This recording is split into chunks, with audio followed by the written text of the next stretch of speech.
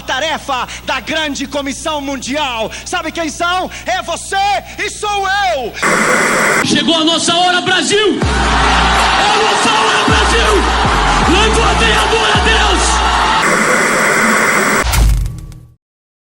Você acaba de sintonizar na leitura do livro Por que tarda o Pleno Avivamento? Capítulo 4. Onde estão os Elias de Deus? Onde está o Senhor, o Deus de Elias? Perguntamos, e a resposta é óbvia. Onde sempre esteve, no seu trono. Mas, onde estão os Elias de Deus? Sabemos que Elias foi um homem semelhante a nós, sujeito aos mesmos sentimentos. Mas, infelizmente, não somos homens com orações semelhantes a dele. Um homem que ora para Deus é poderoso. No entanto, hoje o Senhor está passando de largo pelos homens. Não porque sejam imprestáveis, mas porque são por demais autossuficientes. Irmãos, nossa capacidade nos deixa incapacitados, e nossos talentos constituem um tropeço para nós. Elias saiu da obscuridade e entrou no palco do Antigo Testamento, já homem feito. A rainha Jezabel, aquela filha do inferno, havia removido os sacerdotes de Deus e posto no lugar deles altares para falsos deuses. A terra estava coberta de trevas, e o povo envolto em escuridão espiritual, e o pecado campeava. A nação se mostrava cada dia mais impura com a proliferação de templos pagãos e ritos idólatras. A toda hora subia ao céu fumaça dos milhares altares ímpios. E tudo isso acontecia no meio de um povo que se dizia descendência de Abraão, de uma gente cujos ancestrais haviam clamado a Deus nas horas de aflição, e dessa forma fora libertado das suas tribulações. Como estava distante o Deus da glória, o sal perdera seu sabor, o ouro perdera o polimento. E em meio a toda essa imensa apostasia, Deus levantou um homem. Não uma comissão, nem uma nova denominação, nem um anjo, mas um homem com sentimento semelhante aos nossos. Deus procurou entre eles um homem, não para pregar, mas para se colocar na brecha. E, como Abraão fizera antes, agora Elias estava na presença do Senhor. O resultado foi que, tempos depois, o Espírito Santo pôde escrever a história dele com apenas 2 palavras: e orou. Isso é tudo que uma pessoa pode fazer para Deus e para a humanidade. Se a igreja hoje contasse com tantos intercessores quanto são os seus conselheiros, teríamos um avivamento dentro de um ano. Os homens que oram assim são os grandes benfeitores da humanidade. Elias foi um deles.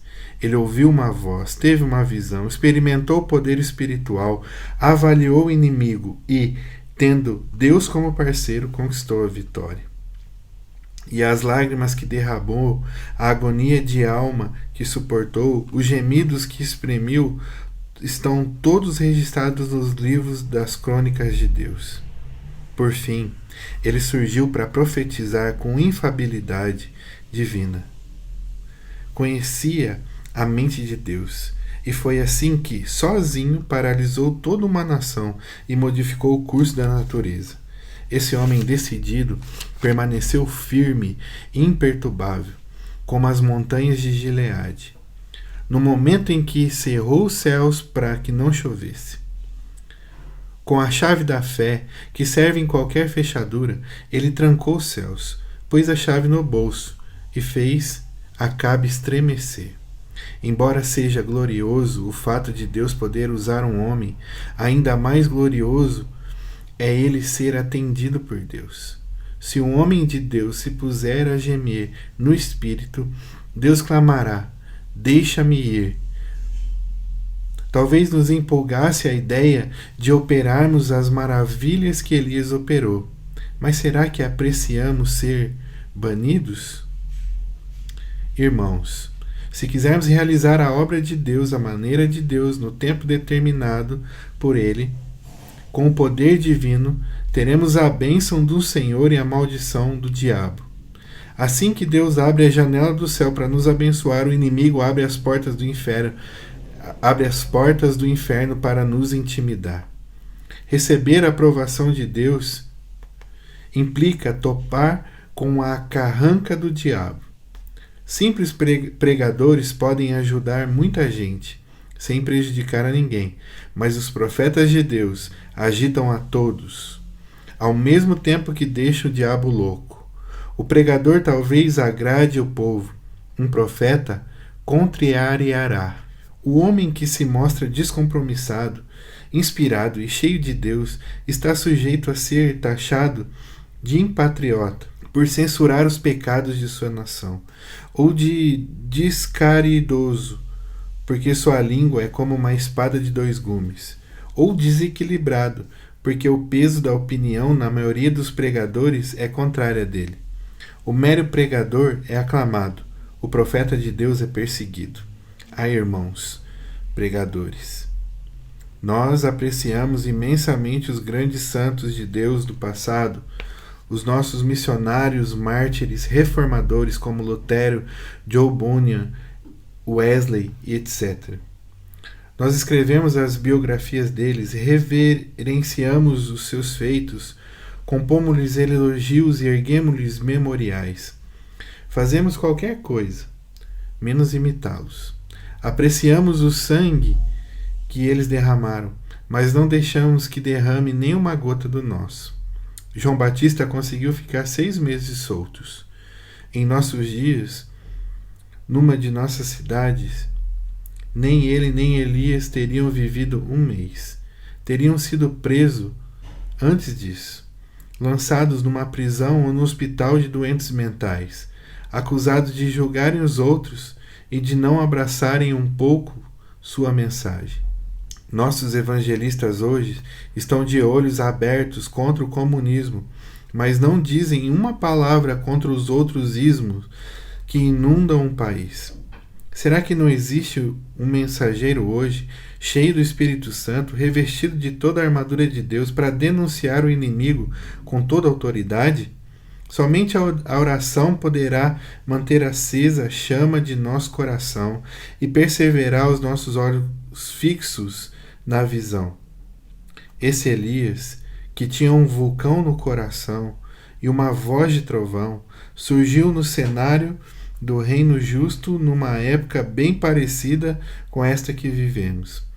As dificuldades com que ele se depara, o evangelismo mundial, são incontestáveis. Mas isso só serve para estimular os mais decididos. Vê rios que parecem intransponíveis? Vês montanhas nas quais não se podem abrir túneis? Deus se especializa em realizar o que julgamos impossível e pode realizar o que nenhum outro poder consegue.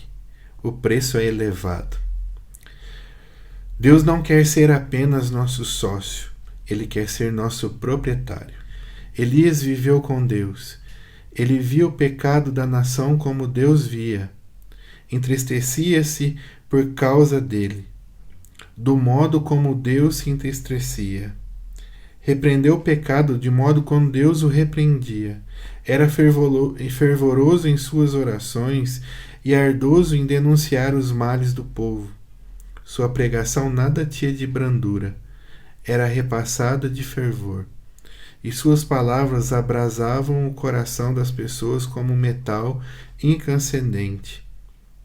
Lhes queimaria a pele. Mas o Senhor firma os passos do homem bom, e no seu caminho se compraz.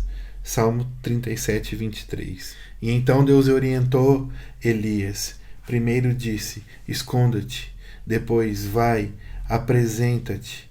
Seria errado esconder-nos quando deveríamos estar repreendendo reis em nome do Senhor? Assim como seria errado pregar quanto o Espírito nos conclama a esperar no Senhor? Precisamos aprender a mesma lição que Davi. Somente em Deus, ó minha alma, espera silenciosa. Salmo 62, versículo 5. Qual de nós teria coragem de pedir a Deus para remover todas as suas muletas?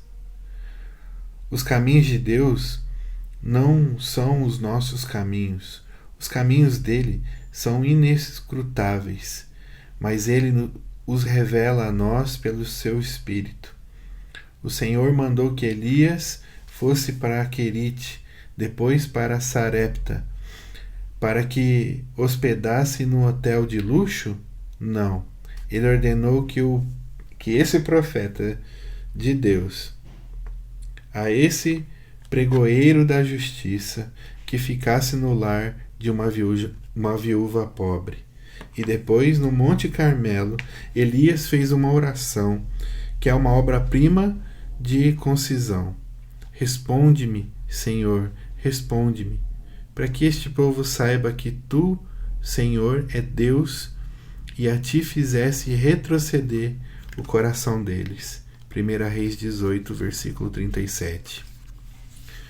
O escritor E.M. Bondes está com a razão quando afirma que só pode fazer uma oração curta e poderosa em público quem mantém uma longa e poderosa comunhão em secreto. A petição de Elias não foi no sentido de que os sacerdotes idólatras fossem destruídos, nem que caíssem do céu relâmpagos para aniquilar os rebeldes israelitas, mas, sim, que a glória e o poder de Deus se manifestasse ali. Parece que nós estamos querendo ajudar Deus a resolver os seus problemas. Foi o que fez Abraão, e até hoje a terra amaldiçoada por essa loucura dele, com a presença de Ismael. Elias não fez o mesmo. Ele procurou dificultar as coisas ao máximo para Deus. Queria fogo do céu, mas ensopou o holocausto de água. Deus gosta de ver uma oração assim, com tal audácia. Pede-me, e eu te darei as nações por herança, e as extremidades da terra por sua possessão. Salmo 2, versículo 8. Ó meus irmãos pastores, nossas orações, em grande parte, não passam de conselhos que estamos tentando dar a Deus. Elas são caracterizadas pelo egoísmo, pois nossas petições são em nosso favor ou de nossas denominações. Que Deus corrija isso em nós. Nossa meta deve ser apenas Deus. É sua honra que está sendo profanada. É o seu bendito Filho quem está sendo ignorado. Suas leis que estão sendo transgredidas. Seu nome profanado, seu livro esquecido, e sua casa está se tornando um círculo social. No momento em que Deus precisa exercitar mais paciência com seus filhos, é quando esses estão orando. Ficamos dizendo para Ele o que fazer e como o fará. Além disso, julgamos outro e fazemos apreciações deles. Fazemos tudo, menos a verdadeira oração. E não é na escola bíblica que iremos aprender essa arte. Qual é a escola bíblica que tem em seu currículo uma disciplina chamada oração? A lição mais importante que se pode aprender é a oração que a Bíblia ensina. Mas quem dá aula dela? Sejamos honestos e reconheçamos que muitos de nossos professores e diretores de escola bíblica não oram, não choram, não conhecem as dores de parto. Será que podem ensinar o que não sabem? Aquele que conseguisse levar os crentes a orar seria quem, abaixo de Deus, produziria um maior avivamento que o mundo já viu. Em Deus não há falhas. Ele é poderoso. É poderoso para fazer conforme o seu poder que opera em nós. O problema de Deus hoje não é o comunismo, nem a Igreja Romana, nem o liberalismo, nem o modernismo. Não. O grande problema dele hoje é o fundamentalismo.